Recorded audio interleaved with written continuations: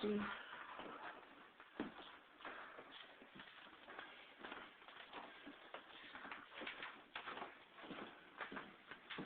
By the way, the cat, where'd she go? There she is. The cat is sitting, cat.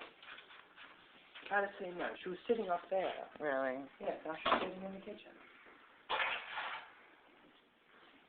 Super. Cat never sits in the kitchen. Now she's sitting in the kitchen. I put her up on the counter and she's not there.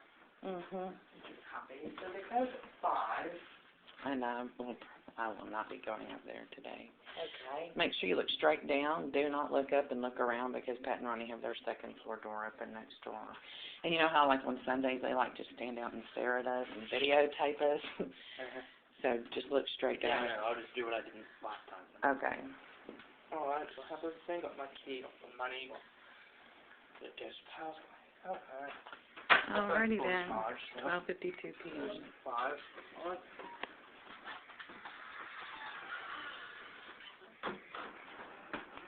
And there goes Jake. And they will. They'll stand out on their porch and videotape me and Jake when we come home or when we leave. Which I started doing because of their screaming and threatening to beat me up and stuff. When I hadn't said anything to them at all.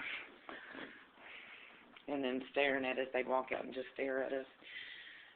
I don't know them. I've never had a single conversation with Pat or Ronnie or any of their visitors either. So Jake has gone down the stairs. And I saw him leap right back to his bicycle.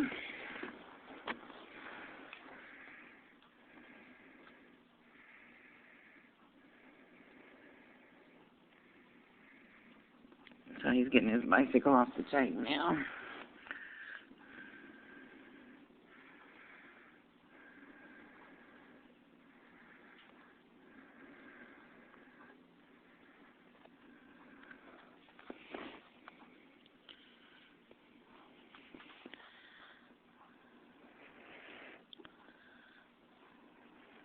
I've got video of Pat doing that to me and Jake. I mean, I don't know what her problem is, but we just look like lunch. Those people over there do a 180 and stare at Jake from the time he walked out our front door, down the stairs, and got his bike and walked and rode away just like he is now. They just stand out there staring at him like he was made of gold or it was a turkey for Thanksgiving dinner or something. And Jake has driven out the driveway now, taking a left on the bicycle I bought him. He's riding down the middle of the street. He's going to the library. I can't ride a bike because my arms go numb if I bend my elbows because I have a cervical strain and a bulging disc in my neck. And Jake just made it to Cornwall Avenue, taking a right. And it's gone around that corner. And is out of sight now. And I'm so sleepy.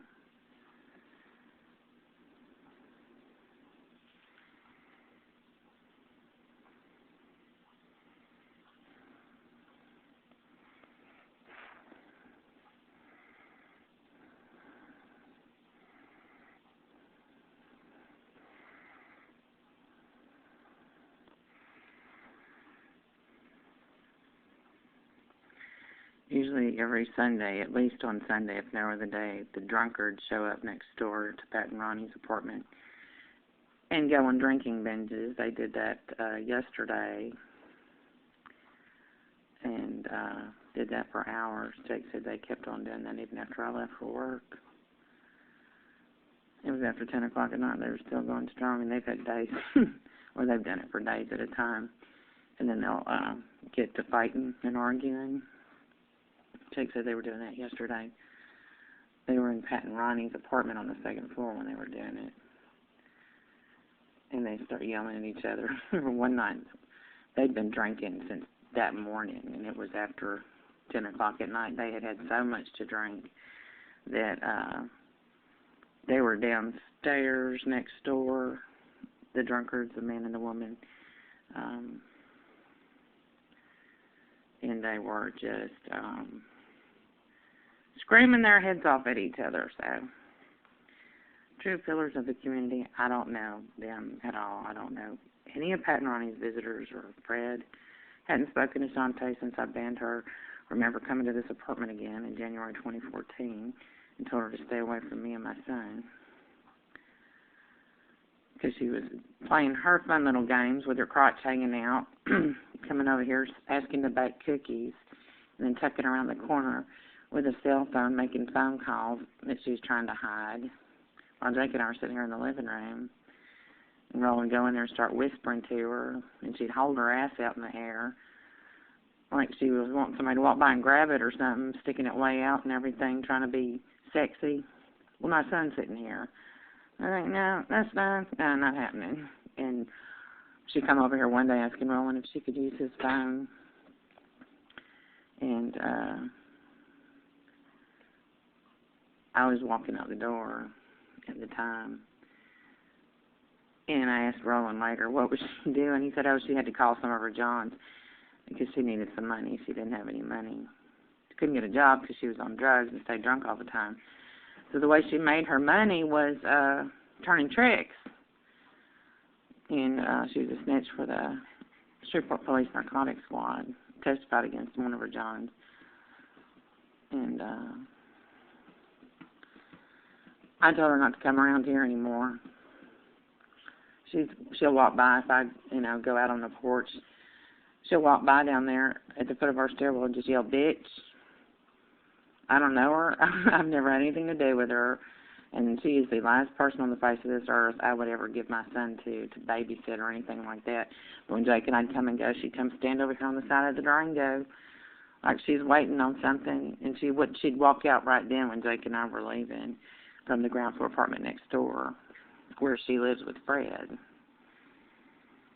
And just this whole staring routine thing, whatever. Really? Is that necessary? These are people that I don't know and my son doesn't know, and we have never had anything to do with at all, ever. Just been crazy-ass people. And they do. I've seen them. I've got videos I posted on YouTube of them doing drugs outside in broad daylight. Fred, 2 or 3 times I've got him on video smoking pot or waiting for somebody to deliver it to him, and other people down there, people walking up the street smoking pot in broad daylight. I mean, it just like it ain't nothing. People live their lives, they take their chances, they're going to get arrested or something. But why you got to be so arrogant about it when you're doing something like that?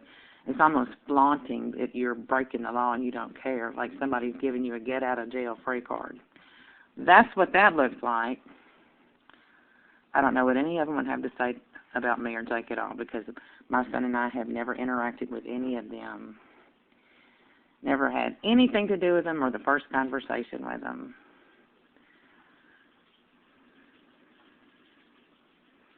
That's how that goes. I'm so sleepy, I gotta sleep. But I figured out if I work 40 hours a week as a substitute teacher, I can make $375. If I work 40 hours a week at Circle K, I can make $308 a week. But if I'm a sub, I'll spend $67 easy a week on gas, just driving to the schools I have to go to. So the pay to work in a gas station is about the same as it is to be a substitute teacher. Isn't that sad? That is so sad.